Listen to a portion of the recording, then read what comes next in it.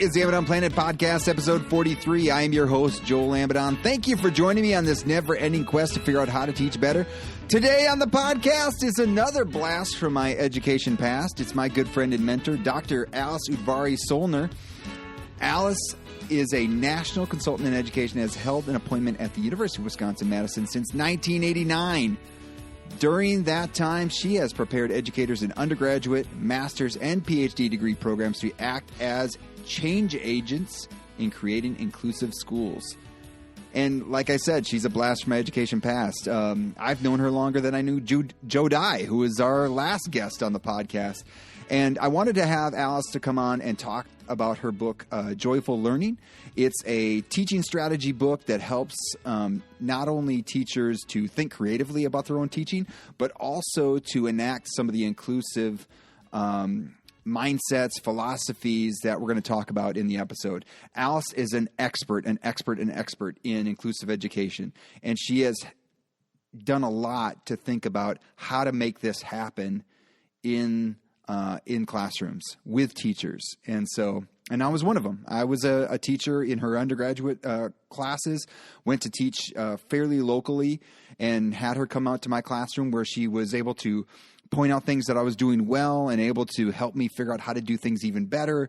Had more interaction with her at a master's degree program, and actually got to work with her in my doctoral program. And so we have a lot of history, a lot of stuff to get into. This is a fairly long episode, but I think you're going to enjoy it. In thinking about, seriously, what is the definition of inclusive education, how to make it happen, and all in the mindset of how do we teach better. And so I think this is a great episode for anyone that's trying to understand inclusive education better or trying to make it happen within their classrooms. And also, too, whenever you're trying to teach, trying to make things cooperative and engaging and active. Alice is an expert in that, and you're going to get a lot out of this conversation. But before I jump into the conversation with Alice, just a quick disclaimer. In no way will we be able to communicate the whole value of the book, which is Joyful Learning, Active and Collaborative Strategies for Inclusive Classrooms, by Alice Udvari-Solner and Paula Kluth. We'll talk about Paula in the episode as well.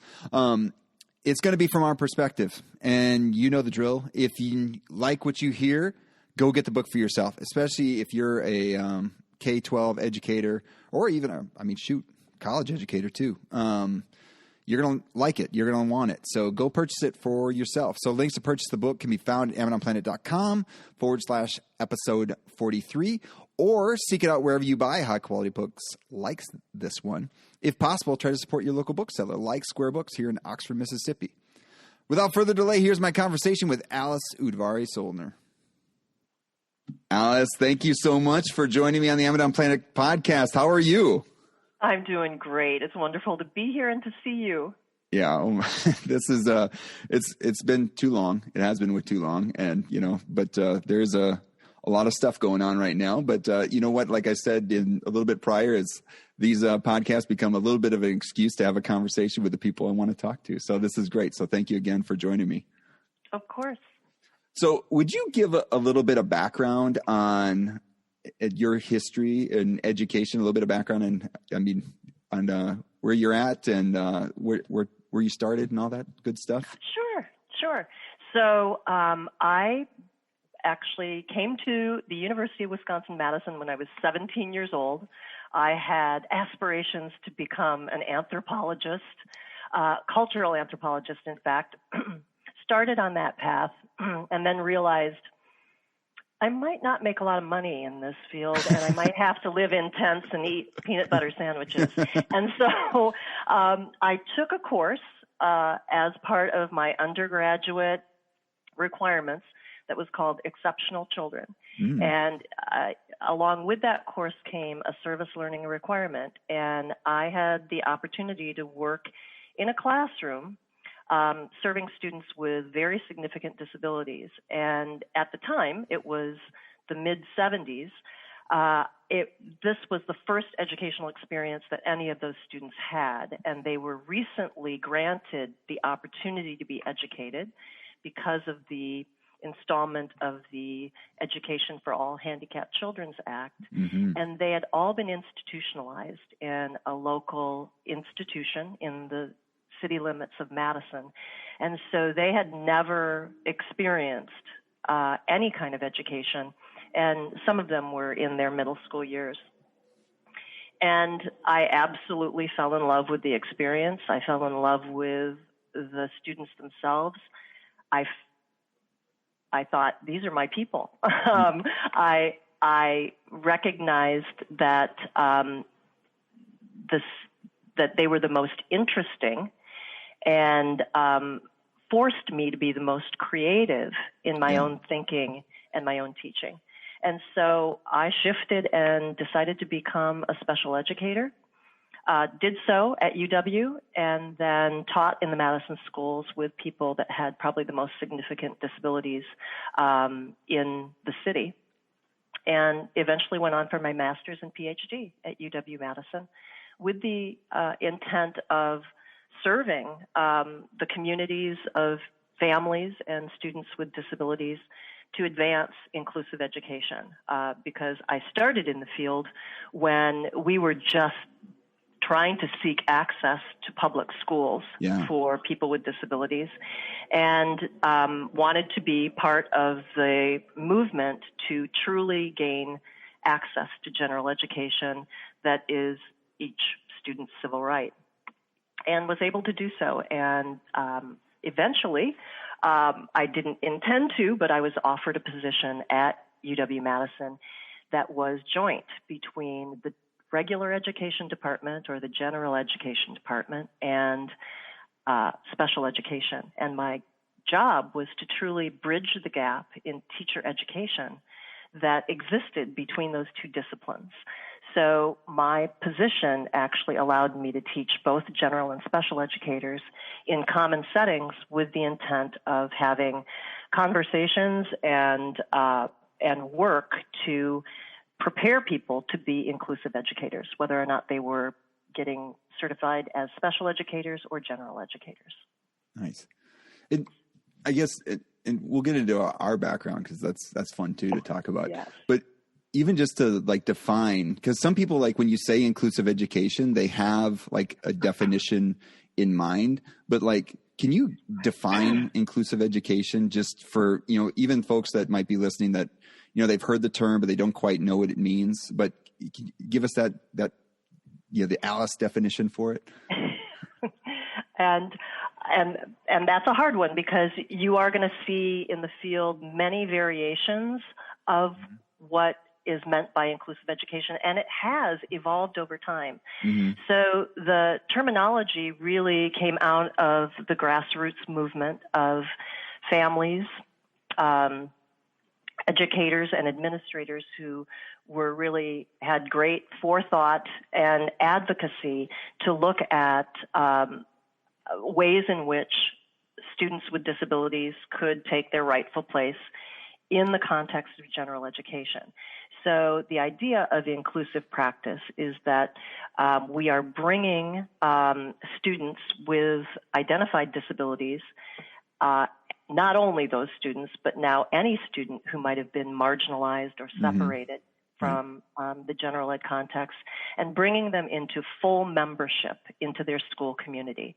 So that not only means being in general education, but that you are a general education student first. Right.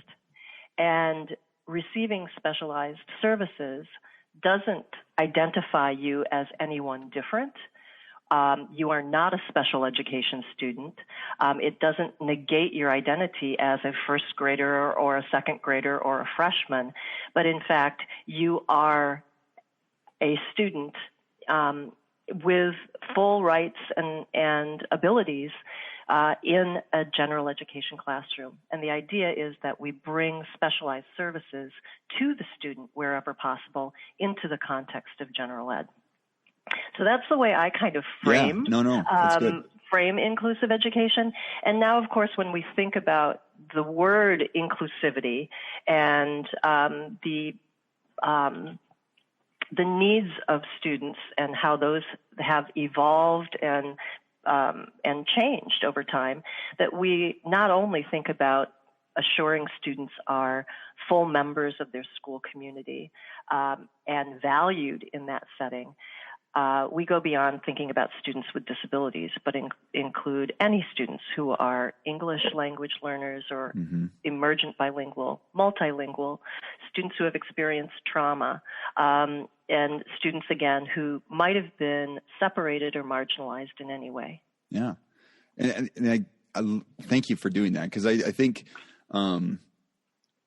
you hear words tossed around in education. And I remember, from my background, may as well just go into it. Like, I started as an undergraduate in, I don't know, I don't even want to know, like maybe 99, fall of 99, maybe. I think so. Or spring. No, it's maybe spring of 2000. Cause I think I was with Joe Dye, because that was the previous episode, and fall of 2000. So spring of 2000 probably was when we first, wow.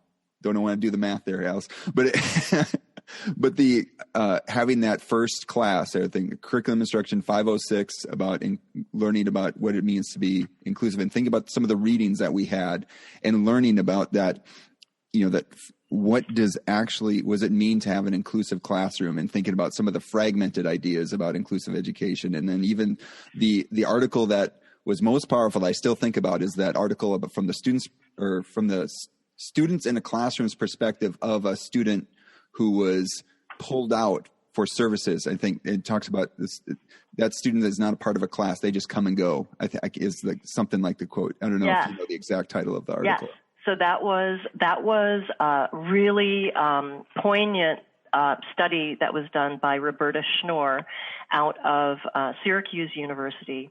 And it was entitled Peter, He Comes and Goes. Yes. And it was an ethnographic study that where she actually looked at how first graders construct their own identities.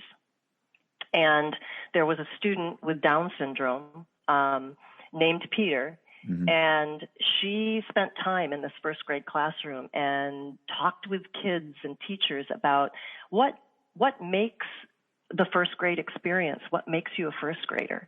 And students shared things like, oh, well, we have our lockers here. We do lunch count at this time. At recess, this is our space where we go.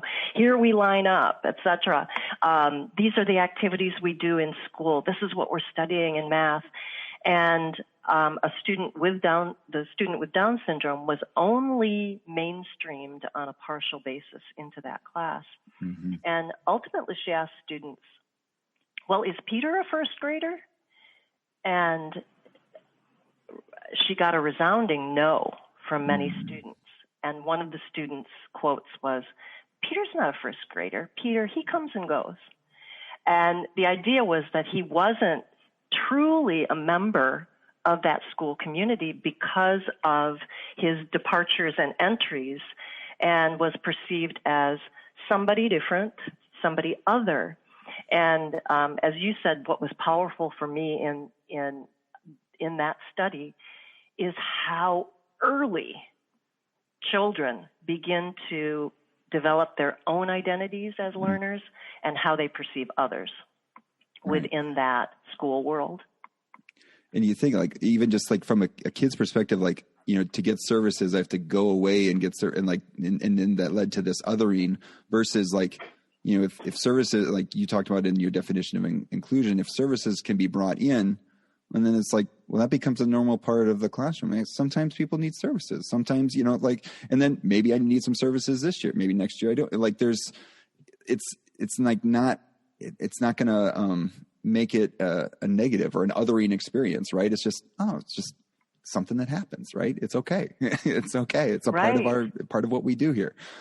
Right. And that then also translates to how we prepare our teachers to function in those environments, is that when people have described what they have found as effective, inclusive classrooms and environments, people will often say, parents, administrators, that when I walk in, I can't tell the difference between who is certified as the general educator and who is the special educator. But in fact, people have engaged in role release where they have shared their expertise and people are engaging in the same work and supporting students in collaboration. So as you said, that idea of this becoming normalized, that all people at some point in their day or week need and can benefit from additional supports or specialized instructional strategies. So let's bring that in and make it available and accessible to all students, but in particular for those students that have been identified as having unique educational needs. Yeah.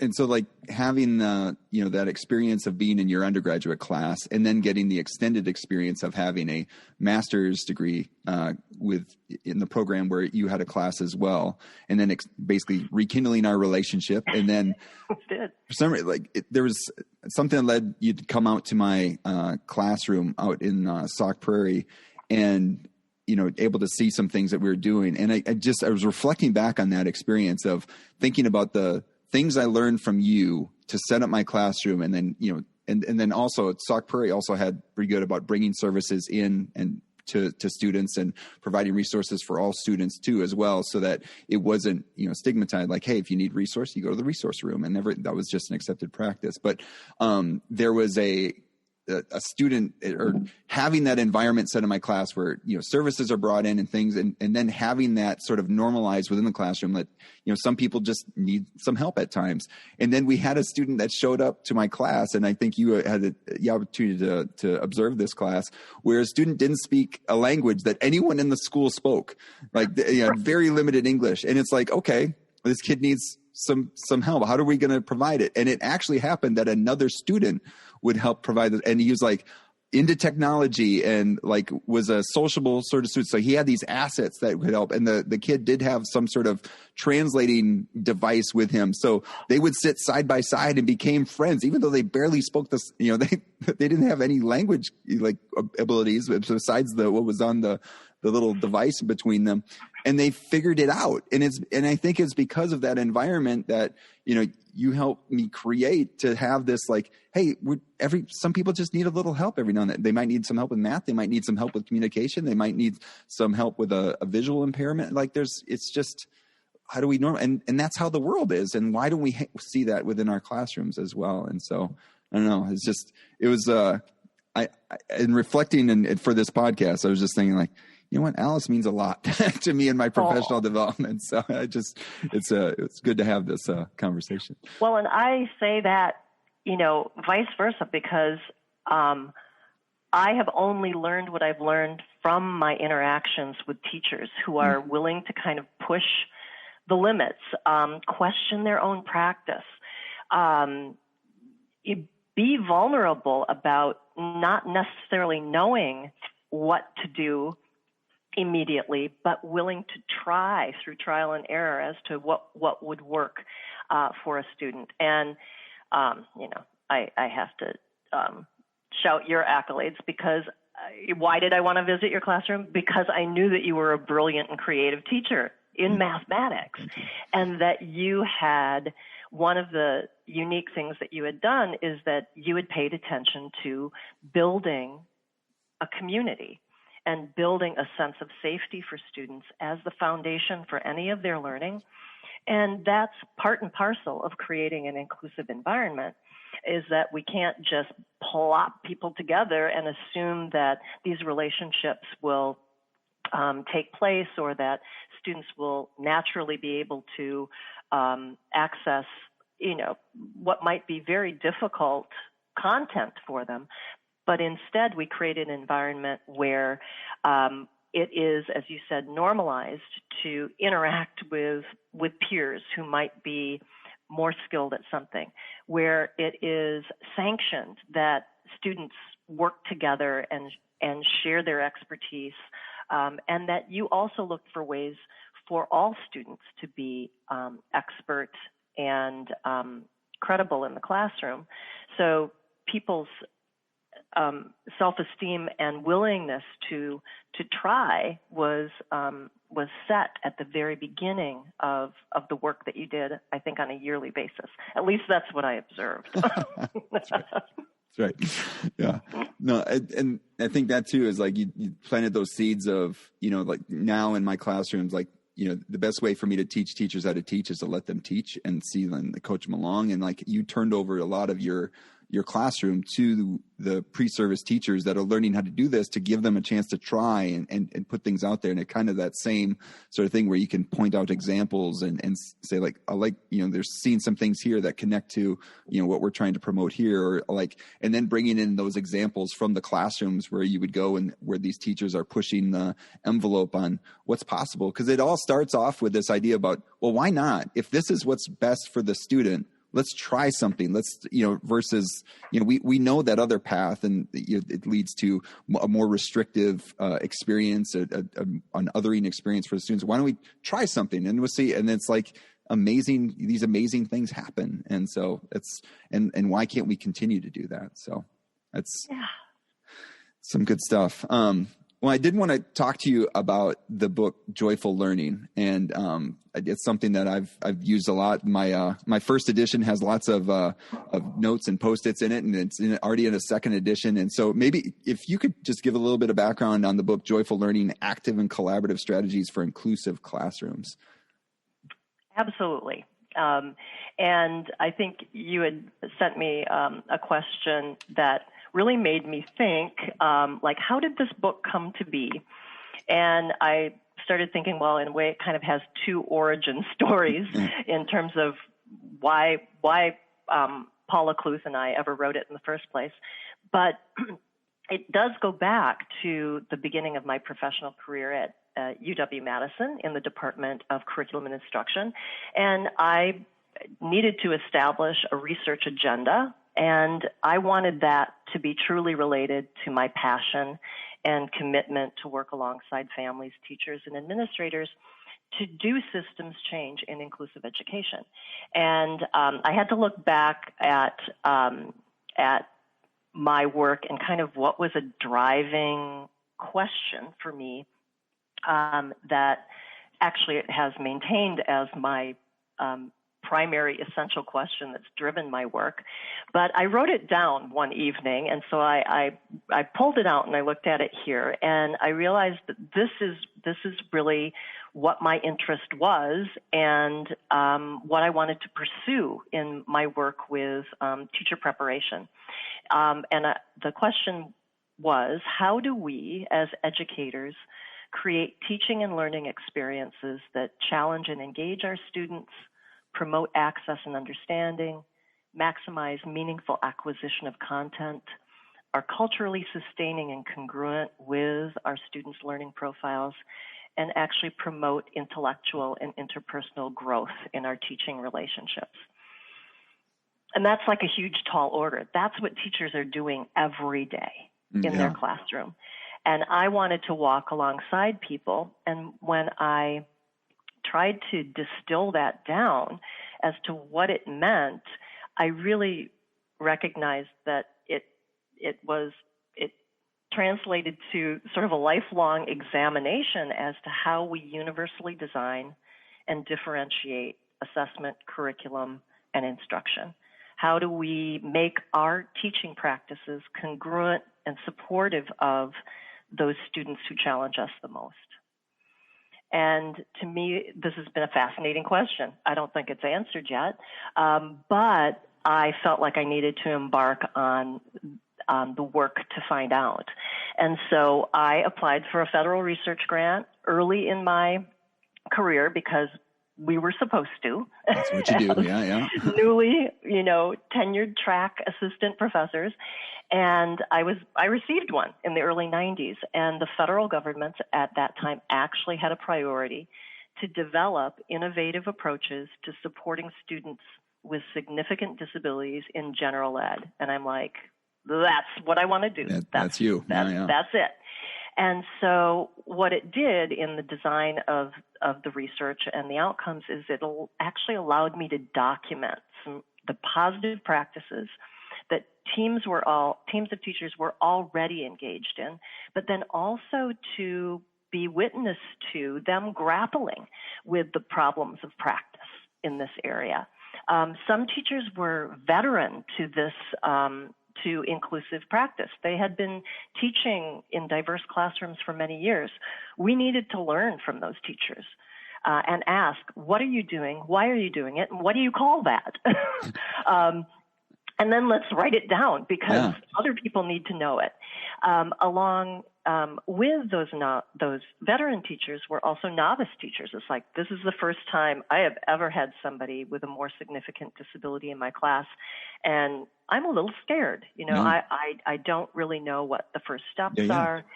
And so as we engaged in that work, in exchanging and interchanging practice, we began to document those things. And our data consistently showed that when general and special educators came together and they attempted to co-design and then co-deliver instruction with carefully planned activities that really leaned toward more active and collaborative approaches, students with disabilities as well as their non-disabled counterparts gained greater access, had greater engagement in the work of learning. Mm-hmm. And so not only did it promote students learning side by side with their non-disabled peers, but their learning actually became interactive and reciprocal, just like what you described with the student that you had that was not speaking anybody else's language. Mm-hmm. By orchestrating and engineering those interactions and learning that was active and collaborative, those interactive relationships blossomed and were facilitated. Since then, I've spent time I was trying to calculate, it has to be hundreds of classrooms with practicing and pre-service teachers. And I've just tried to continue on that journey to advance responsive teaching approaches, not only for students with disabilities, but now those students that we talked about who are emergent bilingual from diverse cultural backgrounds, and students experiencing trauma, and students who are really ready for the next level of challenge, students who might have been given labels of gifts and talents, also need ways to differentiate curriculum so that they are on the edge of their own learning. So that was a long explanation, but joyful learning was really a natural outcome of that work to try to capture and document at least some of those innovative approaches that teachers were already engaged in, but that we also as authors had a hand in helping design.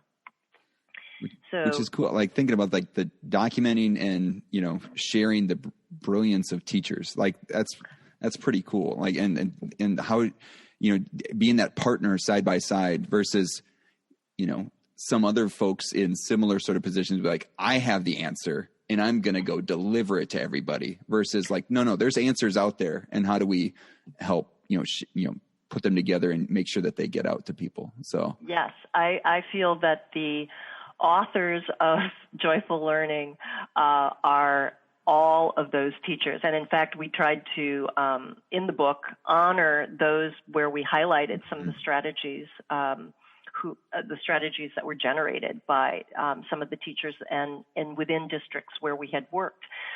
Because again, people were doing that grassroots problem solving and really pushing their own creativity.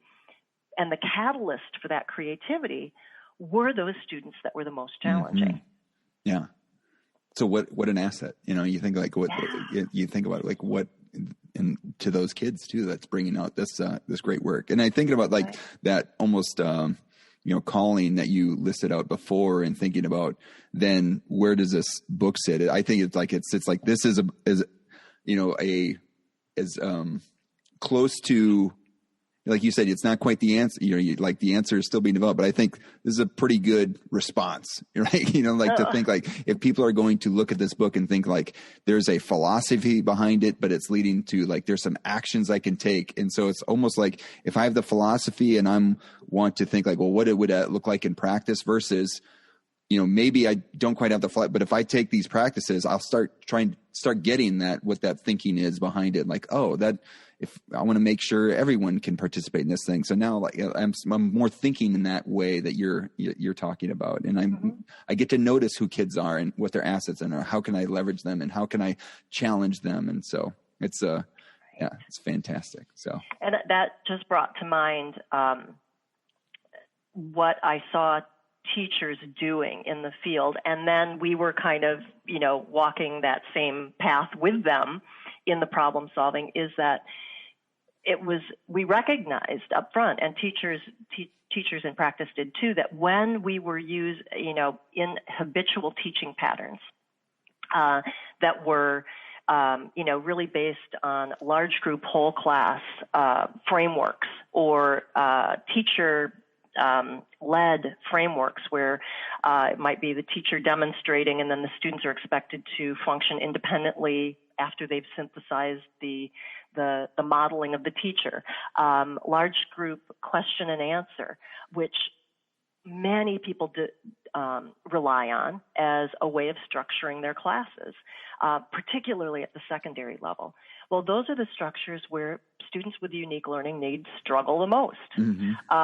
That many don't have the skills to be independent once information is conveyed to them, or hearing it once from the teacher, or seeing it demonstrated once from somebody within the classroom is not enough for them to engage and understand or also show their knowledge. And so what the reason why I have focused in on trying to document those more creative, active, and collaborative learning strategies is that they disrupt those habitual teaching patterns. Mm-hmm. And they force us to think about how students are going to be synchronously engaged together versus something where I'm, like banking education, where I'm the one with all the knowledge and right. I'm going to convey that to you. Now you do something with it and then, parrot it back to me to show me what you know.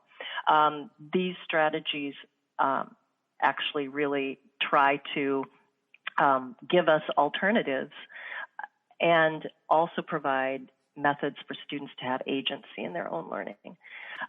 So again, widening the opportunities for access.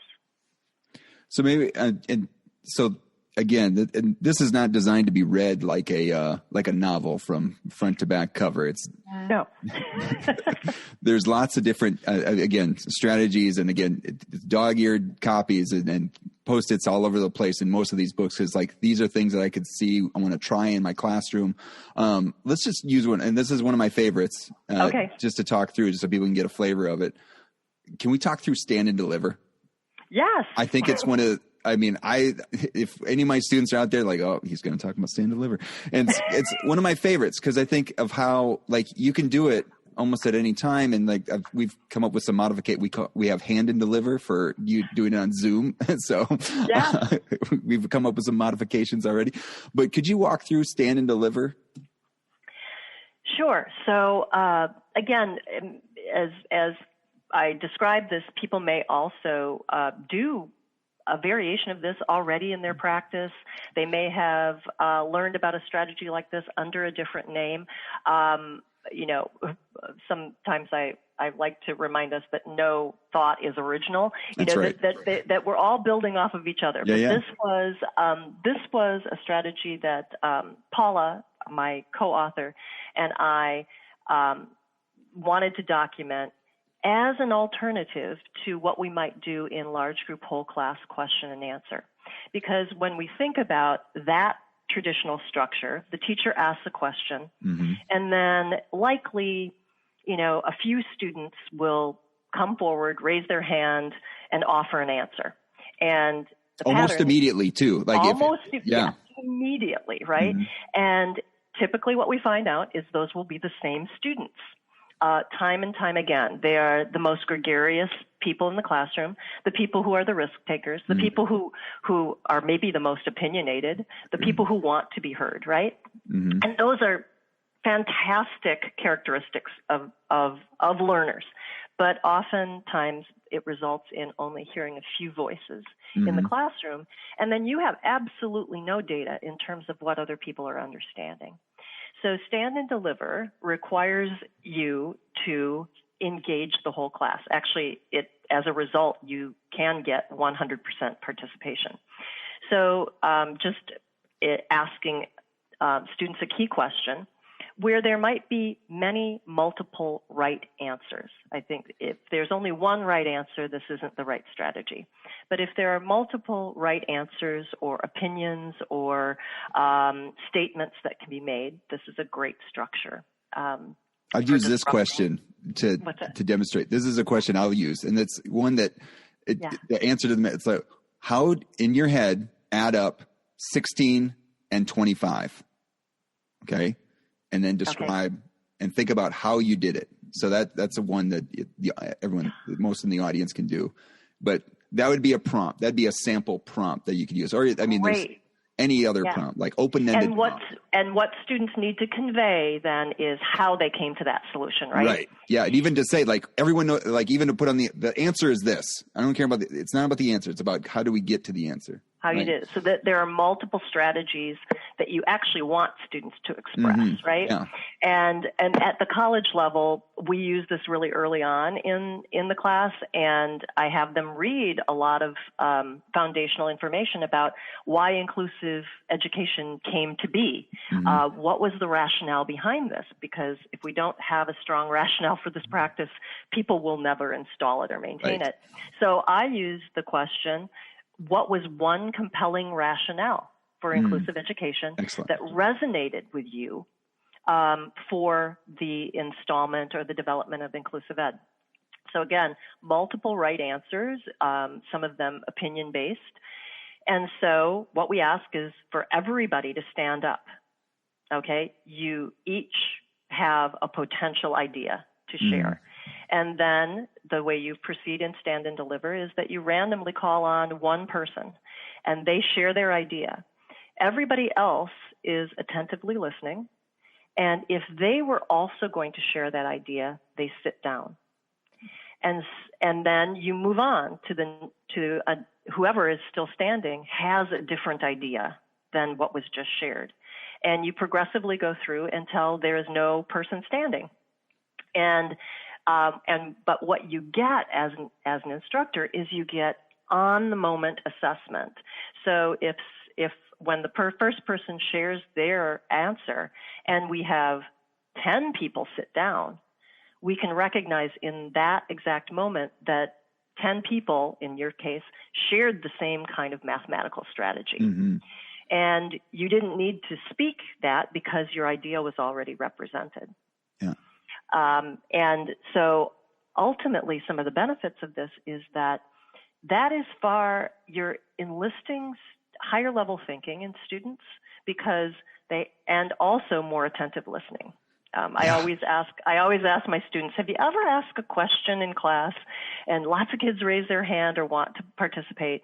You call on the first person, they answer it, and then you call on the next person, they say exactly the same thing because they have not been listening to what their peer just said. And again, that's sort of competitive orientations to learning. It's like, I got to get my hand up and be the first to say this. But what this does is it forces the listeners to make some really critical judgments. Is that the same answer as my answer? Is my answer unique? Am I thinking about things differently or in the same way as that person who just spoke? And that will determine whether or not I stay standing or if I sit down.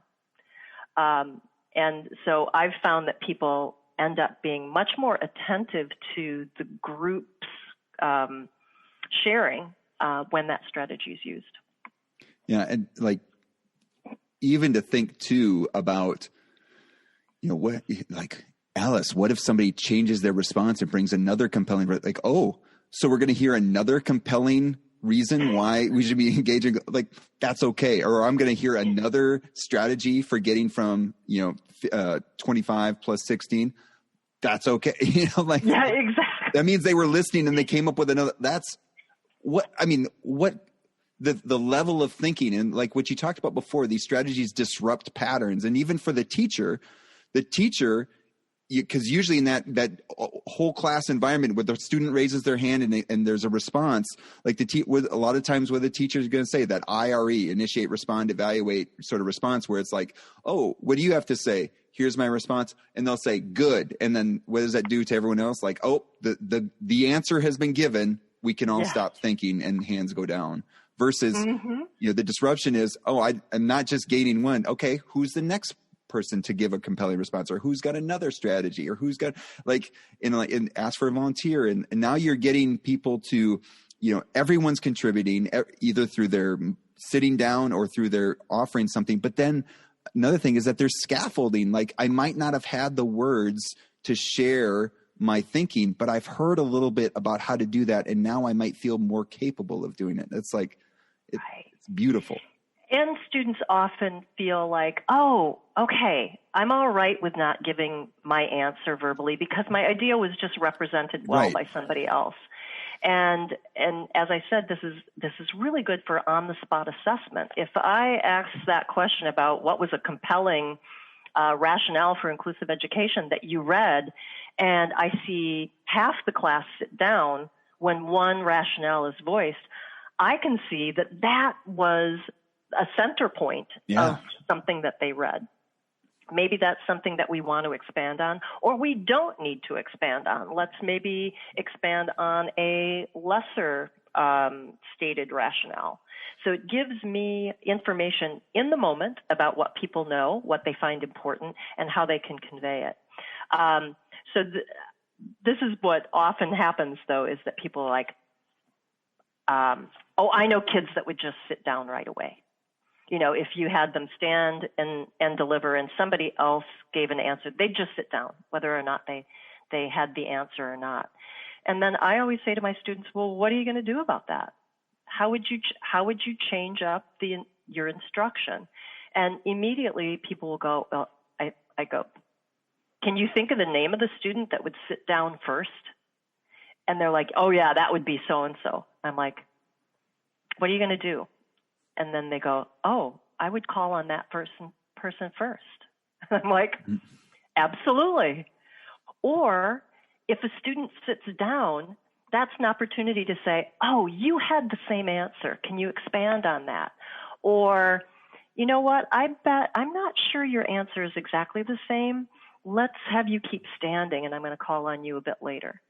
So that you're actually, assisting students to learn at a deeper level instead of just accepting, oh, this strategy will not work for this particular student. And they're not doing it but to like make sure that their thinking is honored in the classroom, and like, no, don't sit, like that strategy is just a little bit different. I want to make sure it gets highlighted. Your thinking gets highlighted and honored in our space. So like, no, keep standing. So like, even, a modification, making sure they maybe write something down or like, first, and then also gives people chances to process and think a little bit as well. And so, I don't know. And so, and I was going to say that one of the things that we try to do, and some of the front matter of the book Joyful Learning, and there aren't long chapters within this book, but we did try to kind of outline how can you use these strategies, because the meat of the book is 65 different active and interactive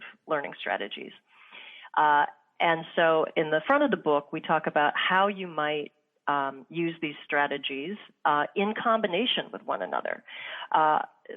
Sometimes you can use one alone and insert it into a lesson where it fits. But for instance, in the use of stand and deliver, so that it doesn't feel like a cold call on a student's knowledge, I might preface it by having students engage in the strategy that we call dinner party, where we say start out in a group of 2 people and share your ideas.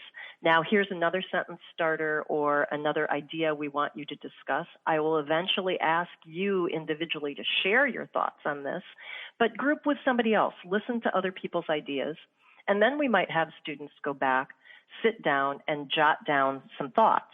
So now they're a bit more prepared for that stand and deliver to articulate their thinking.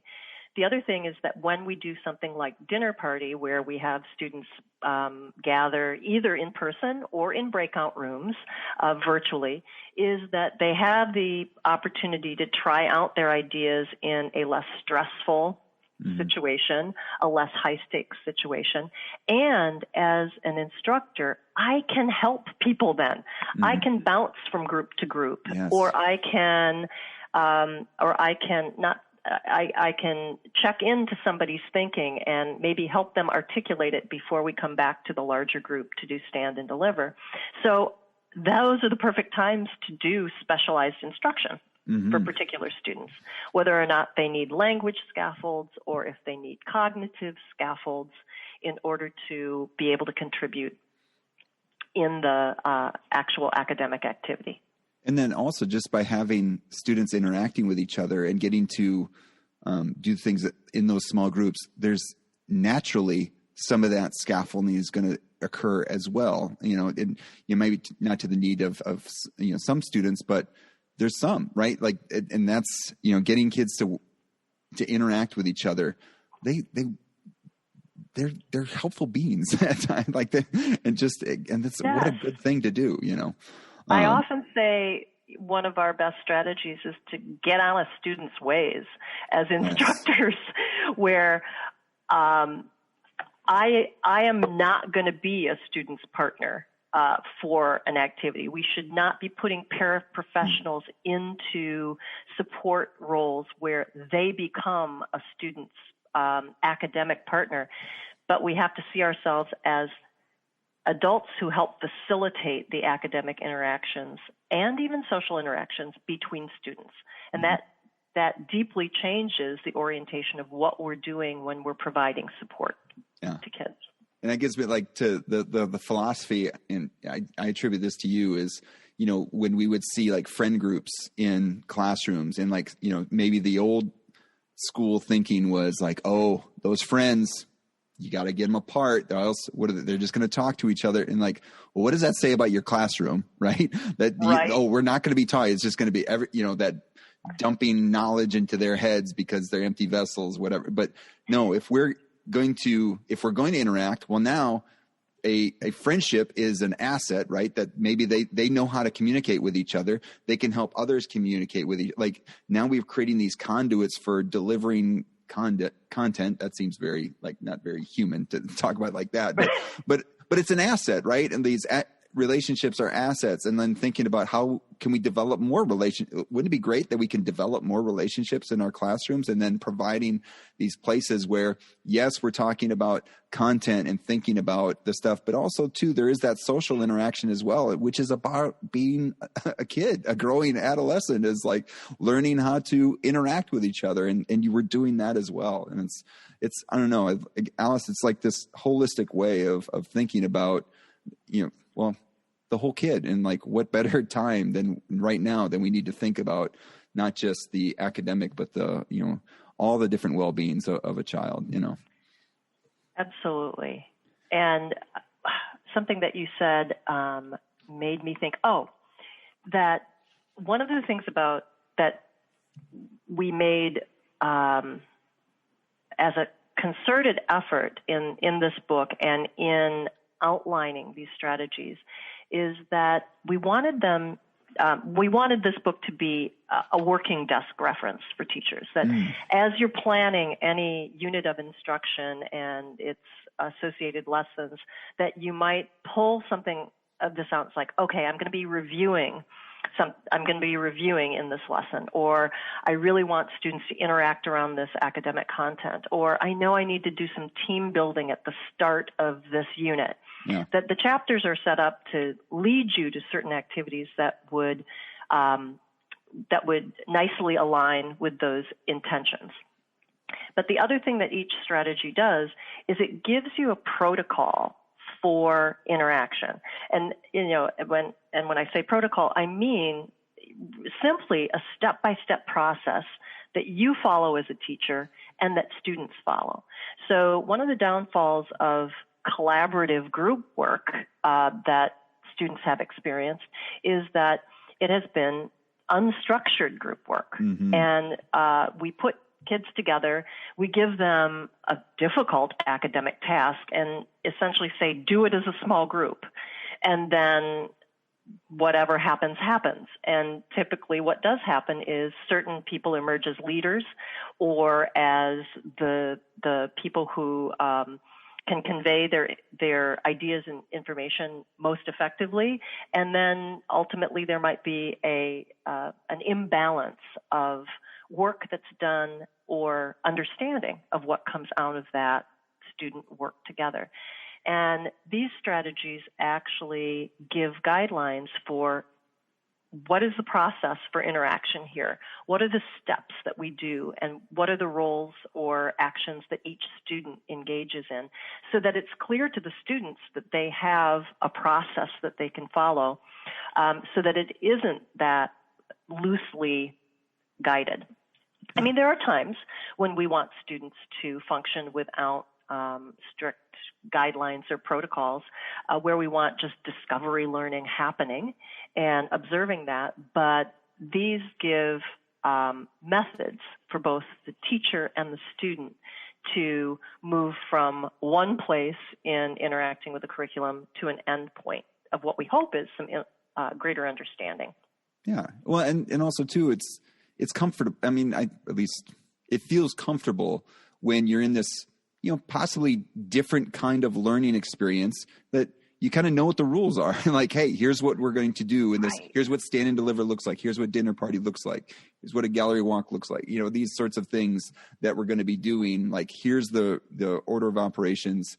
And then if you know what those things are, and if you need to make modifications, which also is contained in the book, like some sample modifications for what might happen, like, where those are going to be versus a very loose kind of understanding of what it is. It's again, very helpful to have those. Right. And that, the modifications, or what we would consider ways to maximize participation for students, yes. And further ways to differentiate a strategy, because none of these strategies in and of themselves are panaceas for a student's engagement and understanding. You're likely going to have to consider other kinds of changes. Might I have to change the materials? Might I have to figure out how the student can use their augmentative communication device to communicate in stand and deliver, right? Mm-hmm. We've got to consider those students' characteristics up front in the use of any of these strategies. But we have tried to generate ideas as to how the strategy could be used at, say, high school level, and we gave real examples from our own and teachers' experiences. How we might consider maximizing the participation of a student who is emergent bilingual, and where we would emphasize the use of academic language, to say. So to me, those are other points of differentiation. The use of active and collaborative strategies are differentiation in and of their own right. They're changing up the process by which we engage in learning. But we also have to think about other things. Maybe within stand and deliver, a student has a communication goal that we are incorporating, and that becomes paramount in the activity versus some other aspect of their participation. Yeah. No, it opens up all sorts of, like opportunities. If I know what the goals of my students are with different levels of, that are experiencing the strategy from different perspectives, like I can keep those. I'm creating opportunities for them to reach their goals, which is awesome. Like that's what we want, right? Versus we're doing the same thing over and over again. And it's, and going back to that whole class discussion where the same students are the only ones experiencing interaction or success, like, and even being interpreted by the teacher, like those are the students that are able. Well, we've only created one opportunity or one way for students to show competence, versus this book provides many opportunities and all sorts of different, and like, I love what you said, not just modifications, but ways to maximize engagement. Like there you go. That's a good way to put it. So let's talk a little bit, and I have a feeling this could go for 4 hours, but this is good. So I might cruise through some of these. But what learnings did you have? Like we like to talk about when we bring books, when we talk about books on the podcast, is think about some learnings. And you had been an author, and then going through the second edition, what learnings might you have had from you writing this book? Yeah. Okay. So I felt, and as did my co-author Paula Kluth. And actually, before I answer that, I do want to also give the second origin story of the book. To really give kudos to my co-author, Paula Kluth. She was really the person that kick-started the actual writing and publication of the book. So Paula was also doing her doctorate at UW-Wisconsin and acted as a teaching assistant with me during that doctoral program. And we taught the class strategies for inclusive schooling together, as well as shared, our expertise in consulting around students with more significant disabilities. And while we were teaching together, I used these strategies in my college class as methods of differentiation toward inclusive ed, and she kept saying, Alice, you got to write this down. Alice, you got to get this into a book. You just need to do it, because I haven't seen something else out there like this. And so after she graduated, she became a prolific scholar and consultant in the field in her own right, and really continued this work. And she continued to dog me to get it on paper. And so finally we just said, let's do it. And I have to say that writing this book on joyful learning was one of the most joyful experiences that I've had in collaborating with somebody, because we were writing about what we loved about and what we loved in our own practice, and really continued to be able to be creative with one another to move it from concept to an end product. So, yeah, that's excellent. Yeah, I mean, and anyone that's had your classes has experienced these strategies. Like, yes, so yeah, kudos to Paula for keep pestering, like that warm demander. So now back to some learnings. Yeah. Okay, so one of the things that I felt really strongly about in documenting this work is that I also wanted to assure that there was a foundation in research and literature for the use of active and collaborative learning. And so part of it, and some of the front matter of the book addresses this, and I hope in an interesting way, is that active and collaborative learning have a really strong research base, and that the origins of those practices and the research actually resides in higher education, and that the techniques of active and collaborative learning are founded on really strong theoretical educational principles.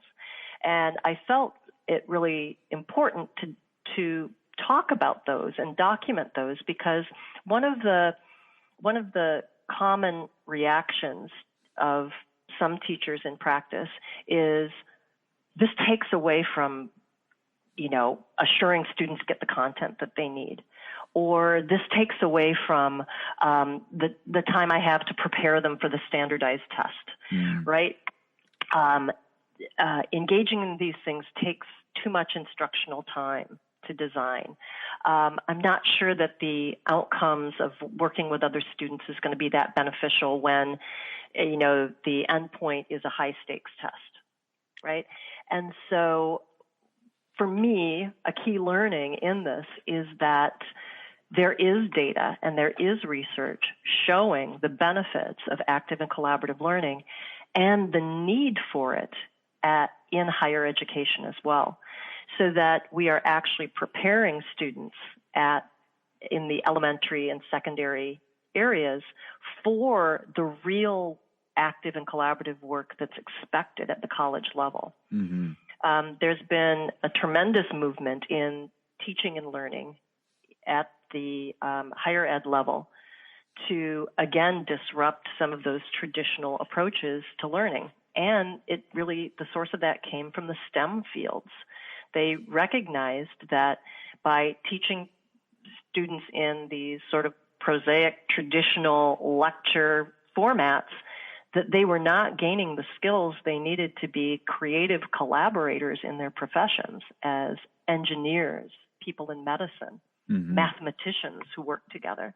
And so to me, in investigating that research was like, this is a great aha that there's a shift in thinking in higher education too, which justifies our use and it should be daily use of these strategies in students' earlier education. Awesome. Well, like that's the cool thing that I see is like all these connections to some of these other like complex instruction, or even like we had Mandy Jansen coming here and talking about rough draft math, where she's thinking about this idea of rough drafts bringing into the math classroom, and she talks about this idea of participation, like being participation, not performance, right? And so thinking about how do we get more engagement and like seeing the value of that, and like people are responding, like, and that's where it's seeing these connections to what you're doing within the book, and like you're providing the vehicles for which that can occur. And so like all this reinforcement of things, even like with complex instruction and talking about having an asset-based perspective of people, and like, well, then you go into joyful learning, you look at group resume as like, oh, there's a way that we can come up with, well, what are the assets for our group? Like, what are the smartnesses? What are people bringing to the group, and how can we leverage them to best, do this task, or best even to get to know each other too at the same time. I did the one thing that I learned from this too is, you're never saying like this is the strategy and it needs to be done this way with fidelity at all times. But it's like the spark, it's like you're providing this, like, here's this structure, and then here's the ways that it's been, and then it's like, oh, well, how can I see how to do this in my classroom with my students? And it's like, you've already provided all of this sort of ways that I can think about it, the protocols that you talked about before, but now it becomes a way to, it's almost like a way of thinking, right? You're almost promoting a way of thinking about this. And was that kind of the goal too? Like, yes, you provided over 60 strategies, but it's like more than anything, you're like, here's a way of thinking about doing this sort of teaching. Yeah, absolutely. And when you actually look at these strategies, and their basic structure is that they're content free. They aren't set up so it's like, this is exactly how you're going to teach fractions, or this is exactly how you're going to teach, narrative writing. But instead, these are frameworks for thinking about how you're going to convey information, how students are going to interact with that information, and then how they're going to interact with each other around that information, and then perhaps how they're going to, provide some sort of product of their understanding. And that means we can lift these strategies up, and say, oh, I am teaching fractions. Which one of these strategies might help me in this process? So again, as you said, it's kind of the spark to think about, what might I change up here? But how does this strategy serve my purpose instructionally? Yeah. And we did that very intentionally, although we do provide multiple examples, and that's why we wanted to not just say, oh, here's an English example, but instead here is how somebody used this in a social studies context. Here's how they used it in an early childhood setting. Right. And it was cool. Those are, you've observed them or you've talked to them. Like it's not like you're making them up. It's like that's pretty. It's cool when you have books, and we have another book behind me, this Reimagining the Mathematics Classroom with Catherine Ye, Mark Ellis, and Carolee Hurtado. It's immersed in teacher experience, and it's like you get that out of this book as well. Right. I want to say like an example of that. Oh, awesome. And so we actually said that, or as I said, that these structures are content free, but that they can be applied to, I'm not going to say every content area, but many content areas, many different disciplines. And they're also age free.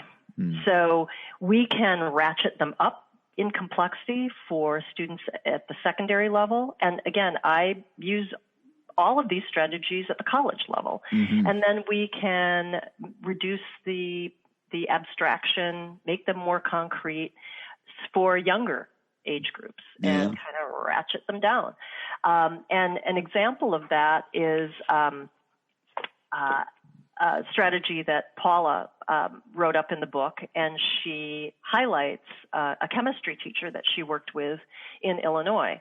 And the strategy is A is for acids, B is for bases, and essentially it's creating ABC books like you did in preschool.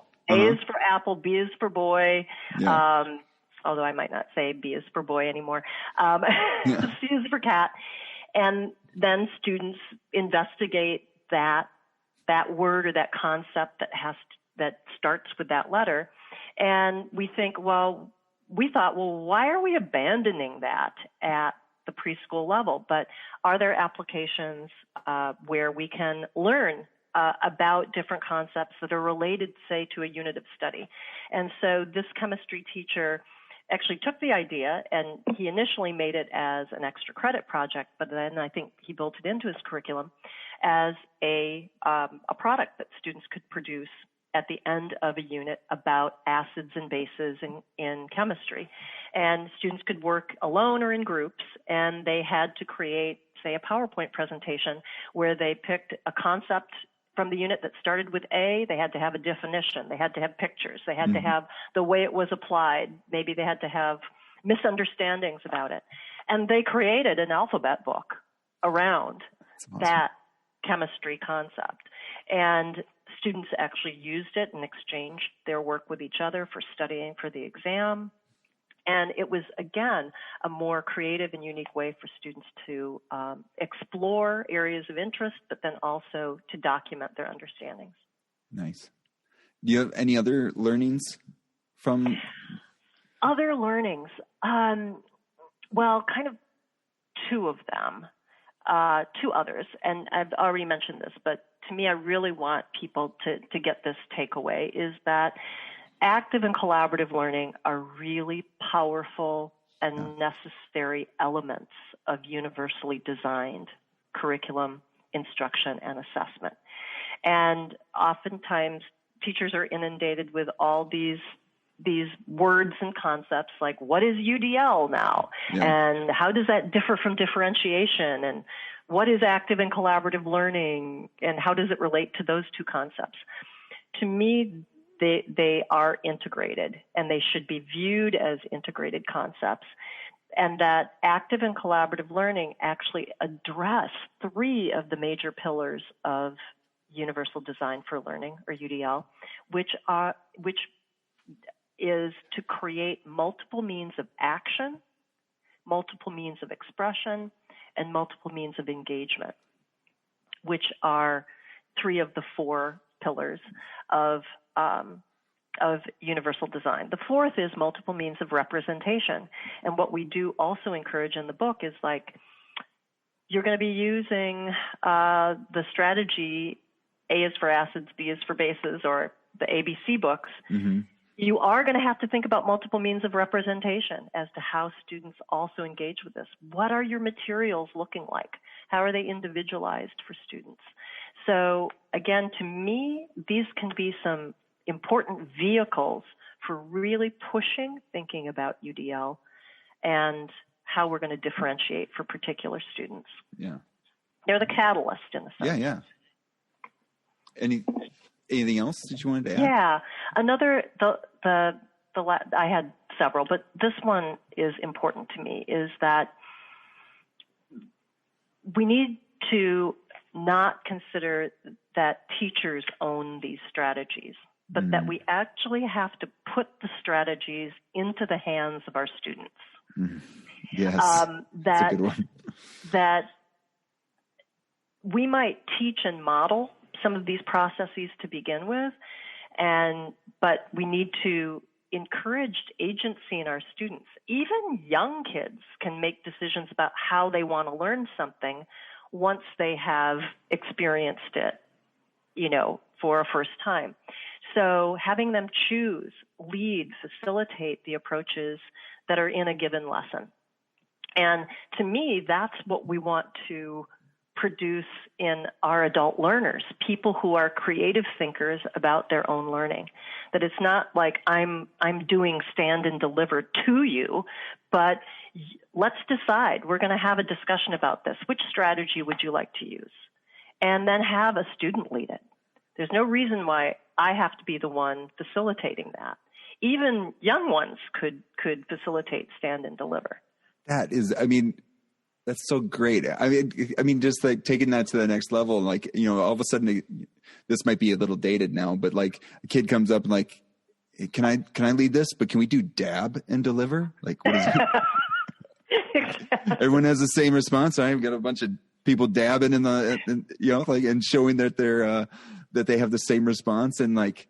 And what does that allow you to do as the teacher? That frees you up to go have interactions that's specific. In, you know, like if a student might need some additional assistance, or checking to see what their reactions are, or encouraging that student that wrote something down that maybe thinks that theirs is the same. Like, no, this is really important, and this is different than what they just said. You need to stand up and stay there, and don't dab just yet. You know, like, right. How amazing would that be? You know, I love it. And the other thing too is, there are some strategies in this book that Paula would feel really comfortable implementing. Like, she wrote up chants and rants, and I contributed some ideas to that. Like, you know, pulling in song lyrics as, you know, transitions. And I know you would feel comfortable with that, Joel, because you used to have a guitar in your classroom, and you used to use it in transitions, right? Yeah. And I put an idea in here that, you know, as a classroom management strategy, that you would, you know, rewrite the words to the song "Respect," and then do like choral, you know, kind of call and respond with that. That does not fit my teaching style, and I consider myself a poor singer, and so I am not going. You know, I'm less likely to put myself out there using that strategy. But you know what? I've had students in my classroom who would be marvelous at that. Yeah. Oh. Why am I not enlisting them to be the voice of this strategy? And it also acknowledges the expertise that students can bring to a situation, and essentially function in the moment as, say, a viable co-teacher. So elevating a student's position in the classroom as somebody who has important expertise to share. Yeah. And like, I mean, just brings that, like, that guitar hanging up in my head. Like, it was something I paid way too much for in Tijuana when the Badgers went to the Rose Bowl. And, I never knew the source of that. Oh yeah. It was a source of embarrassment. So I loved hanging it up and just being like, remember, don't, you know, like, manage your money. But anyway, guitar became such a great connector to a student that, you know, had the opportunity to, experienced my classroom a few times because of lack of success, but we finally got him through. But like, that guitar was a source of enjoyment. Like, he enjoyed my class because he knew if, you know, he was doing well, he got to use that guitar. And then thinking about, like, now I'm thinking about the opportunities that I might have missed to more incorporate that asset into our learning experiences. And so, like, I guess that's something is like, there's, you know, when I'm learning too, is there's always more, not from a, like, always more like I didn't do as good a job, you know, I could have done better, you know, like the end of Schindler's List when he's holding on to the pen, you know, like, oh, I could have done, like, not from a, like, there's, I still have more to grow. I can more to grow. And the beauty of all the interaction, or all the teacher knowledge that's in here, and like that, I'm learning that there's so much more I can learn from my peers, my colleagues that are doing what are they doing and how can I, you know, document, use it, like, you know, there's some blank pages in the back, right? I can put some more stuff in there, you know, that there's learning to happen with other teachers I need to be collaborating with. I think that's a great and I really feel like, you know, I mean, this is terrible. Like, when you write something, I'm like, I pick this up and I'm like, oh, that's a good idea. I'm like, oh, I wrote that. And where I'm in a new situation, right, with a new group of students. Makes sense. I'm interacting now with teachers and trying to be a line of support and creative problem solving in this new virtual remote realm. or even concurrent teaching that's happening. And I look very differently at these strategies now. I'm thinking, how do I translate that to a virtual realm? Will it work? Will it won't? Will it not? And so each time a new sort of teaching scenario happens, these are not that they're all new to me, but I see new and different applications based upon the co-teachers that I'm working with and based upon the makeup of their classroom. Nice. I guess, and I'm going to throw you one that's not on the list, but just again, from time perspective, but I think this is a good question that probably needs, what, if someone just, so this is going to get some attention. We're going to put links in the show notes for people to access the book. If someone got the book, like what recommendations would you have for them to dive in? If it's an educator that's like, the stuff that I'm hearing rings true with me, I want to get into it. What would you suggest? Okay, that's a great question. And to tell you the truth, I would honestly first have them open the book to any page in the meat of the book. To a strategy. And the way the strategies are set up is that we have just a quick blurb about the nature of the strategy, directions as to how to engage in it. We have some implementation tips, and then we have examples in practice, and then we end with methods to maximize engagement and participation, where we maybe highlight students with very unique learning needs and how we might have used different technologies or varied materials for them to participate to a greater degree. And I would suggest looking at one of those strategies and then thinking about your next day's teaching. And is this something I could insert in here? Could I do a variation?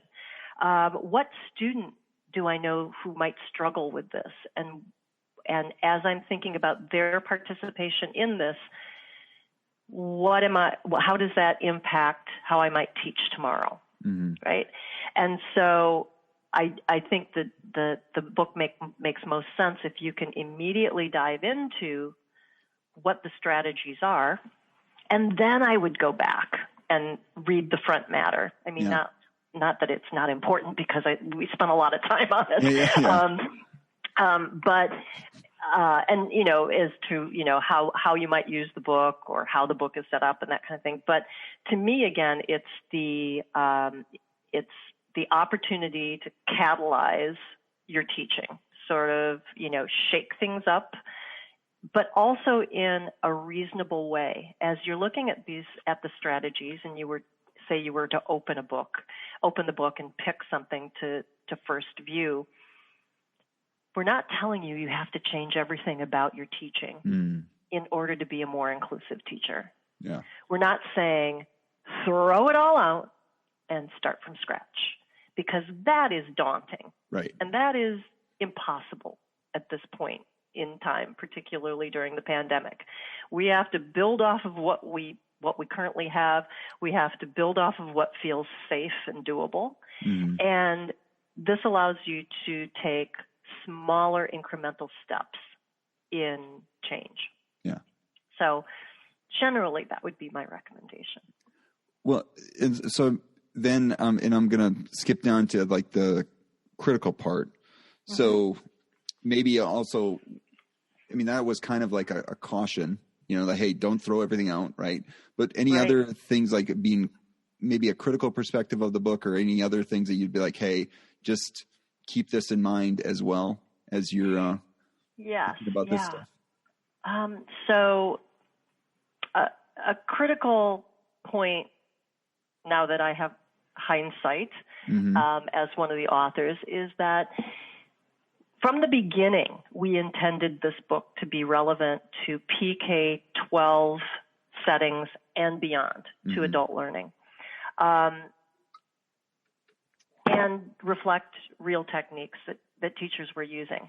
However, when we looked back at the elementary when we looked back at the first edition of the book, it was much more heavily weighted with elementary examples. Mm-hmm. And I think it was just the nature of teachers we were working with at the time, et cetera, and pre-service orientations where we both were working. And so the second edition, we really did make a conscious effort to provide many more secondary applications. And but it's not comprehensive. I mean, not everybody's going to open it up and say, that's my situation. Yeah. And sometimes when I have done professional development in any given school, but if I'm in a secondary setting, oftentimes people will if you give an elementary example, it's like, oh, it's not my business. Right? I'm going to shut it down. And similarly, at an elementary area, if I give a high school example, people were like, well, that's too difficult for my kids. Tell me when you're ready to talk about my exact situation. And so no book can really do that. Mm-hmm. So what I'm hoping is that people will view it with a very open mind and a creative lens, is that these are templates. For you. They are canvases, in a sense, for you to, paint your own pictures with the students and both affordances and limitations that you have in your own setting. And not everything will work, No. Or you're going to try it and you're going to say, I hated that. But I would encourage people to not necessarily judge the practice after one trial. And that's why in the book, after every strategy, we've got some pages for you to literally write in the book. We want this to be a desk reference. Yeah. What worked? What didn't work? What students emerged as either being very successful at this or struggled? So that this can be, I look at any teaching event as an opportunity for assessment, assessing my own teaching and delivery of instruction as well as what my students are getting out of it. And so my hope would be that people would go into it with that kind of lens and creative spirit. But, honestly, so it's not going to represent everybody's learning needs. Well, even just, then that exact last thing, don't abandon after one thing. It's like you're laying track and now that if we've done stand and deliver, we can do it again next time. And it's not what do I sit down now? There's confusion in the beginning and part of it. But then also too, is even in the reflection, think about, well, how does this compare to the alternative? Right? Maybe it didn't go perfect, but think about, I had twice as much engagement using this than I would have if I just asked 2 questions and 3 people asked questions, 3 people answered. I would have still it was better than that. All right. So how do I make this better? So it feels better to me. It felt like it runs more smoothly, but yeah, I love that. I've got the challenging one now for you, Alice. You ready? Okay. Uh-oh. The sum in 7. I don't know if you thought about 7 you words asked or me less. to try to sum up the book in 7 words or less. 7 words or less. I was up till 1 o'clock last night trying to do that. I'm like, this is really challenging. So I have 2 versions. Okay, excellent. Neither of which I really like that much, but okay, so here's the first one. Get up, engage, inspire, be joyfully inclusive. Nice. Okay. All right. And the second one sounds more like a sentence. Create more inclusive, engaged, inspired, joyful classrooms. Very good. There you go. Excellent. I got one, and I don't know. I was wondering how you. Okay, I'm going to write it down. Hang on. I wonder if you would like it, but so I think about this as you said a desk reference. So I was thinking desk reference. How might people think about that? The joy of cooking for inclusive teaching. Oh, I love it. I was wondering. Because I don't want to think of it's that it's I've got recipes, but now that those recipes could inspire me to much more, many meals to have in my class, many in quotation marks. So like, I love the metaphor. There you go. I'm trying. Making me a little hungry. There you go. Yeah, it is. It is around lunchtime. But one final thing, and I can't let an experienced teacher like you leave without asking this one question, because like, we're all, trying to figure out how to do this thing better. And the podcast is all about teaching better. What is the best thing you do, Alice, to help you in your teaching? Ooh. If you were to have asked me as a first-year teacher, it would have been very different from what I'm going to say now. As a first-year teacher, what I did was to plan excessively and to write everything down that I was going to do, because it was my way of organizing my thinking and assuring that I had thought through every detail. This is not surprising, but go. Yeah. My little problem with control, right? And after you've worked with me, you experience that firsthand. But now I would say something completely different. And I do recognize that this comes with experience. Is the best thing I do in my teaching is I take risks. And I recognize that the content of this book pushed me to take risks, and will require others to probably take risks in their own teaching. But I wrote this little quote, and I just found it, and I put it at the end of some chapter that I had written about engaging in inclusive practice and differentiation. And it was one of those ones where I looked at it again, I'm like, ooh, that's good. Who wrote that? But I realized I did. But it involves risk-taking. And so the quote is, changing or refining our practices feels risky and uncomfortable. However, it is in this state of temporary imbalance when the most creative solutions are generated. And I just remember, as I progressed through early years of teaching at the university, and my classes initially were like 200 and 250 people, where I tried to, employ these strategies. I refused to teach then in traditional ways, but it was really scary. And I didn't know,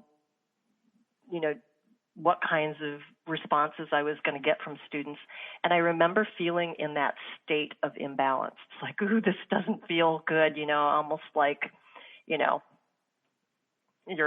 at the wrong elevation and you're getting lightheadedness.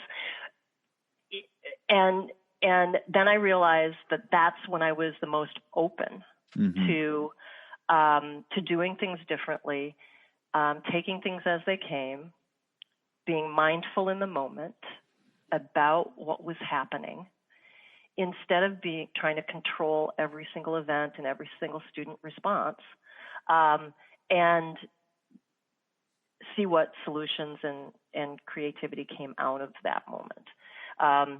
So I'm more readily able to do that now as a more practiced teacher. But I would encourage people to stand at the edge where you feel like you're comfortable, and just take that next risk. And for me, the outcomes have been beneficial. Well, and I'm going to point right back at you with, I think about my own classes, like, taught here at the University of Mississippi now. I think this is the end of my 9th year. Wow. Yeah. And I've taught many classes over and over again. I remember it feels like every time, like reinventing, like what we're doing, even though there's similar things, but trying to like think about, and I point back to you and like how many times you taught the courses that I would help you with, and thinking about, everything. And maybe in the back of my mind, I'm like, well, we did it before. Like, why don't we do it similar? But it was like, no, that it's a new context. There's new students, and thinking about all those and I got that from you, where it's like, how do we best meet the needs of who is in the classroom and like what we're trying to teach. Cause that's also like, we're learning more here too. There's all these sorts of things going on, and to keep taking and even like in the course of a class and thinking like, oh, this seemed to work well, or this didn't. And now how do we adjust off of that? And just seeing that and seeing what you, led me to that. And I think I'm a risk taker because of you. And I think you are too. Keep trying things, So I appreciate that, and I think that like having the joyful learning is like maybe give someone like a little like, okay, I'm at the ledge, but like I'm just not so scared to take this little jump. That's not too bad. Like I'm going to try that. Like you said, open it up. Find something like I can do that. Like now we're starting to move forward. And so helping those take some of those risks, I think that's good. That's excellent. So anything else besides we're going to put a link to the book in so people can have access to that. Cause I think as many books as we can get in teachers' hands and on desks, I think that's going to be a great thing for everyone, but also anything else to promote, anything, I don't know. Well, are you going to be on any late night talk shows or anything like that? I'm not going to. I wish. I just around the use of this book, in terms of promotion, we do, give an example as to how administrators can use this also in their own delivery of professional development to their own teachers, how you might even use it in the staff meeting. But I've had some of my best experiences where schools have adopted the book, or even a team has adopted a book, or a grade level has adopted the book. And then we've done some kind of book club where I facilitate that. And we create a safe environment where people can do just what we were talking about. It's like, let's everybody try one of their chosen, self-selected strategies, and we'll come back and talk about how it went, how it didn't go, learn from each other's experiences.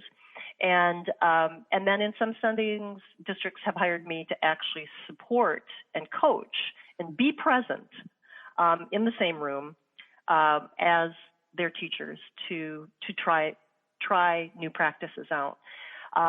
And in terms of administrators who really want to assist their staff to engage in greater universal design and differentiation, sometimes this book and the content in it can be the entree to greater change, but a more doable way to begin change for teachers under the stressful times that we're working in now and typically work in.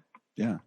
Well, I'm just thinking of like, even, as districts are seeing like, what we need, there's a movement in where they're seeing like we have some restrictive environments. We need to create least restrictive, like how do we do this sort of thing? And like, you're saying that there's answers out there. Like we can look here, we can look to you. There's answers out there to help them.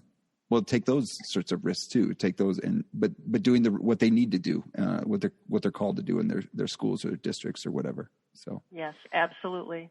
And sometimes, using common strategies between general and special educators, or general educators and specialists in other areas, like bilingual resource teachers, can use this just as readily as a special educator, is that it brings people to the same page using the same language and problem solving about the same curriculum and the same students.